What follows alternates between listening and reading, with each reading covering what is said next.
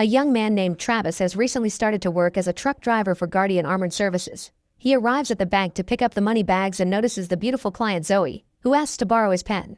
She gives it back with a note and Travis panics, thinking she's trying to rob him. He pulls out his gun and everyone in the room rushes to hide. However, Zoey insists he should read the note and he realizes she's just giving him her number. That night, Travis and Zoey go on a date to a bar. He usually doesn't get pretty girls like this to pay attention to him, so he can't believe it when Zoey puts her hand on his leg and asks him to go somewhere private. They end up spending the whole weekend together. On Monday, Russell wakes up his wife Natalie at 4 a.m. to wish her a happy 25th anniversary. Russell also works for Guardian and Natalie is tired as crazy shifts, but Russell promises he'll quit in 6 months.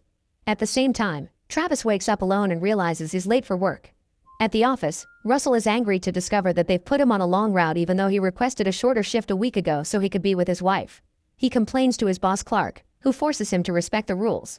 Russell gets even more frustrated when he finds out he'll be driving with Travis, who he considers to be very annoying. Travis is telling his coworkers about the date he had, but Russell interrupts him to scold him for being late and wearing a uniform after work hours. Travis wants to chit-chat and mentions he aced the driving test for the Metro Police Department, but Russell isn't interested in this guy's life.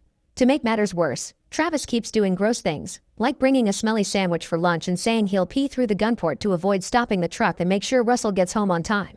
In the meantime, Zoey meets with Miguel and Banner. She explains she's gathered some intel about the route of one of the trucks from Guardian Armored Services and wants to rob it. The men don't like each other very much but agree to join the mission for the money. As the day passes, Russell and Travis continue making their stops at various banks. Travis keeps doing annoying things like playing loud music and farting in the truck. While they're driving through the countryside, Clark calls the truck radio because he's learned about Travis pulling out his gun at the bank the other day. Travis assures him it was a misunderstanding, but Clark reveals that the incident caused the bank to end the deal with him, so he fires Travis on the spot. After the call ends, Travis has a breakdown. He blames himself for his loser lifestyle, and when Russell tries to comfort him, Travis explains his whole family is in law enforcement, but he was never able to keep up with them. At that moment, Russell notices that 2 cars are following them. When a car tries to pass them, Travis drives the truck to the side to push it off the road. However, Russell tells him to take it easy and Travis pulls back to let the car pass. The other vehicle also comes closer and Russell notices all the drivers are wearing helmets. One of these people shows a sign that says pull over and you won't get hurt, so Russell tries calling for help. Unfortunately, they're in a dead zone and have no signal. The robber shows more signs, revealing they know this is a dead zone and that the truck is alone. Russell realizes they have inside information about their route. More signs keep telling them to stop if they don't want to get hurt, but the duo refuses to cooperate. Then one of the drivers throws a tear gas can into the vehicle, which makes Travis lose control of the truck. Russell pours an energy drink on Travis' face to clean his eyes, but at that moment a robber shoots one of their tires. The duo struggles to keep the truck under control, which causes them to push one of the enemy vehicles against the railing and drag it for a while. Suddenly Travis uses the parking brake button and the enemy's car finally moves ahead, only to hit their partner's car. Both vehicles end up going off the road and the truck can continue ahead without being chased anymore. Russell opens the doors and windows to get rid of the gas. Travis is happy they got out of trouble, but Russell thinks the robbers will come back, which is worrisome because there won't be any cops for 80 miles. Travis quickly does the math in his head and says he can get the truck to the next town in 40 minutes if he goes at 110. Meanwhile, the robbers take off their helmets, confirming it's Zoey and her men. While getting their cars out of the mud, Zoey announces they're doing Plan B. Eventually, the truck starts slowing down because of the damaged tire. After turning onto a different road, they stop to do repairs and Travis impresses Russell again by calculating that the robbers will be there in 4 minutes. Russell doesn't understand why Travis wants to be a cop, so Travis explains he doesn't actually want to. He just wants his family to like him. When a civilian car passes by, Travis tries asking for help but he gets ignored. Moments later, Zoey's team shows up on the main road and doesn't see the truck, so they realize the duo took a turn and do the same. As soon as they see the cars, Travis and Russell get back on the truck and take off, which triggers another chase. Travis drives right between the cars to go back to the main road, but the robbers turn around quickly to follow them.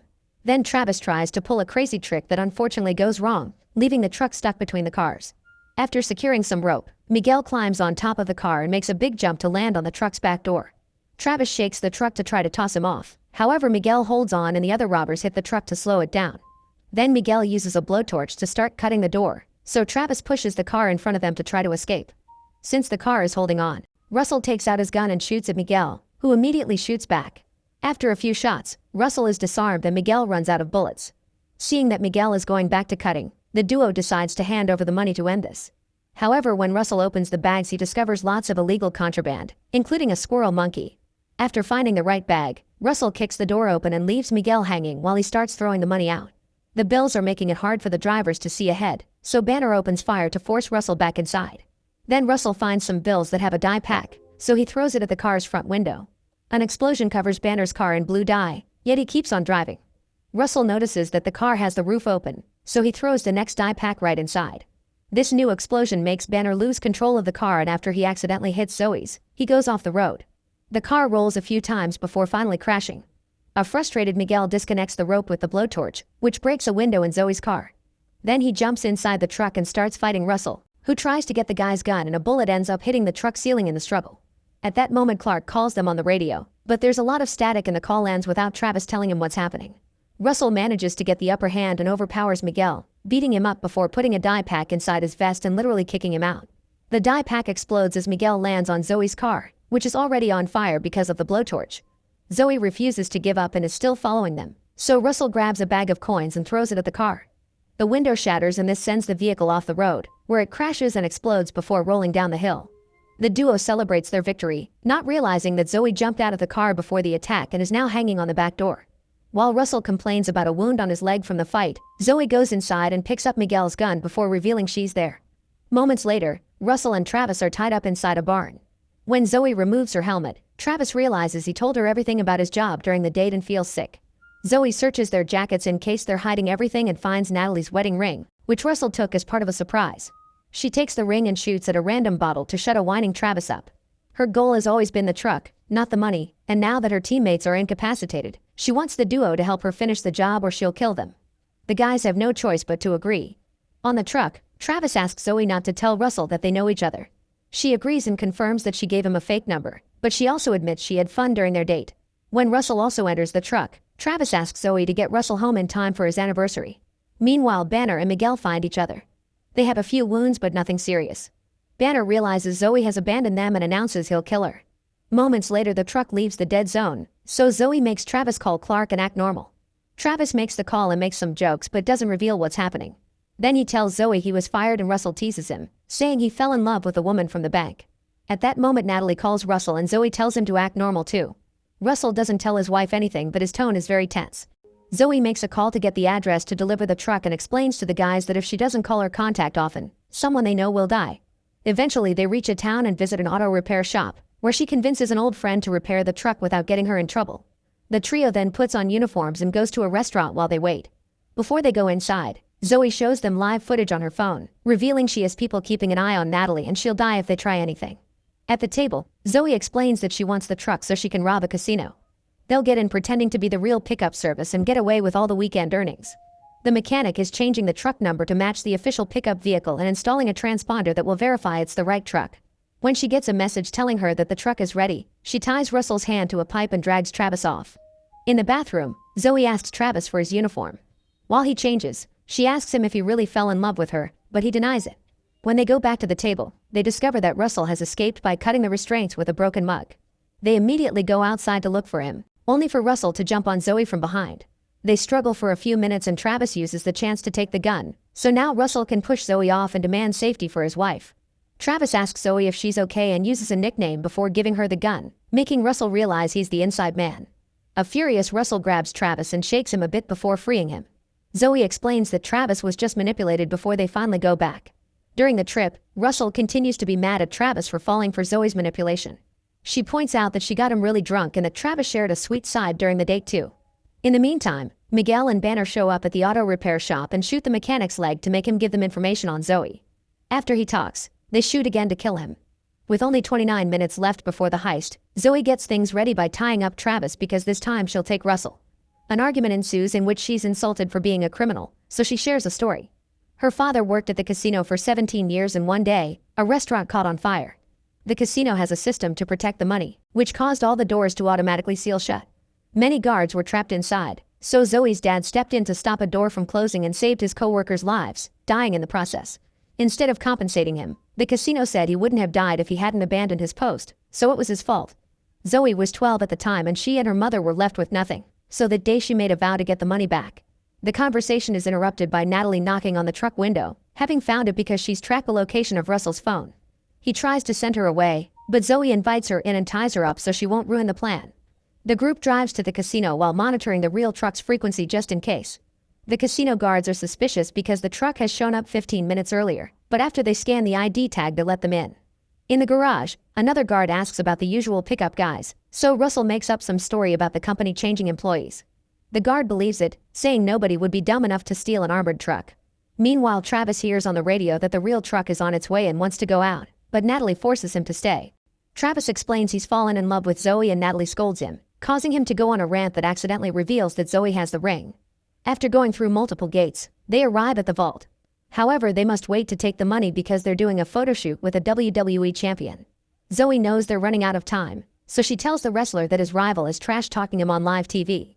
The wrestler gets angry and leaves to deal with it. The money is loaded on a box and the duo starts making their way out with the guard. However, they're interrupted by the manager, who stops Zoe because he recognizes her as the daughter of the dead employee.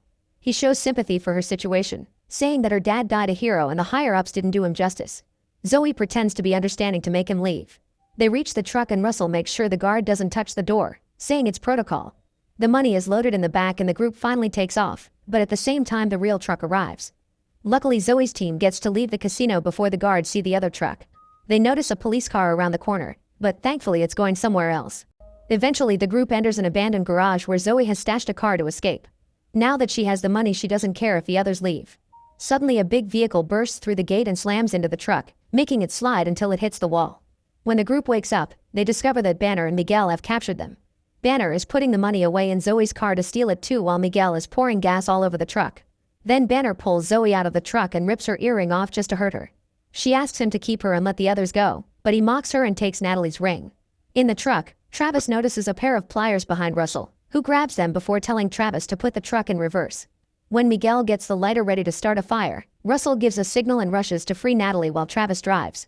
The truck door brings Miguel down and Banner opens fire as he steps back.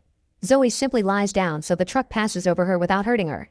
Banner jumps out of the way and Travis manages to stop the truck right before they crash. Then Banner tries to shoot Travis, who is protected by the bulletproof glass. Zoe surprises him with a kick and quickly disarms him, so he runs to his car while she picks up the gun to open fire. Unfortunately, Banner has brought more weapons and fires back, forcing Zoe to hide. Miguel gets caught in the crossfire and is shot in the shoulder. This distraction allows Zoe to shoot Banner in his hip and run to her car, which she quickly gets into to leave the building. Then Banner takes Natalie and shoots Russell when he tries to stop him. Natalie kicks Banner when he puts her in his car, so he knocks her out with a punch. After Banner leaves, Travis helps a wounded Russell to get back in the truck and they take off, hitting Miguel on their way out. Soon Banner catches up to Zoe and a chase ensues. When they reach the road, they have to drive around other cars and even push one off the road.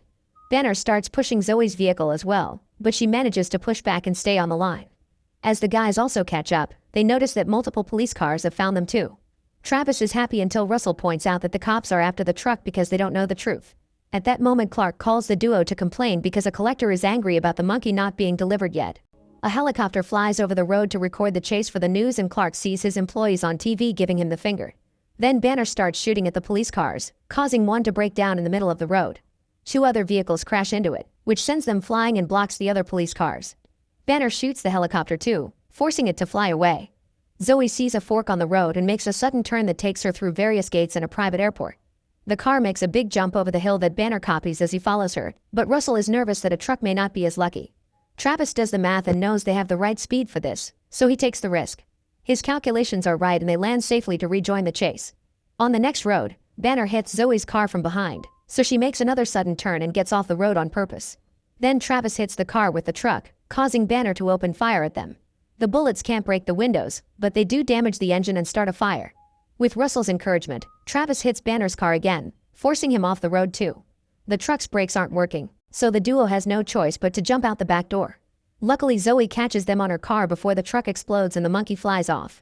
Afterward, Russell gets in the car with Zoe, but Travis' hand restraint is stuck on the hood. Desperately to save Natalie, Zoe drives ahead anyway.